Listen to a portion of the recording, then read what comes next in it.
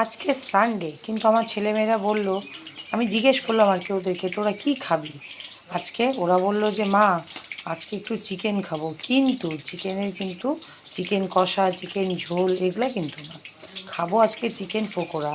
তাই বন্ধুরা দেখো, চিকেন পকোড়াটা আমি মেখে নিয়েছি।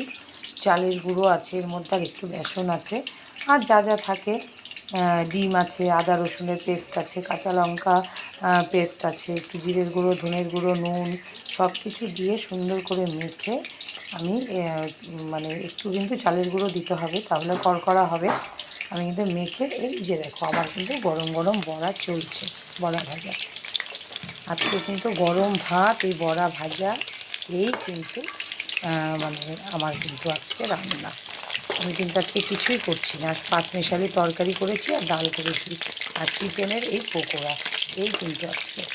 তো তোমরা কমেন্ট করে বলো আমার পকোড়াগুলি কেমন হচ্ছে। তোমরা যার যার খেতে ইচ্ছে করছে তোমরা সবাই চলে এসো ঝটপট চিকেন পকোড়া খাওয়ার জন্য। টাটা।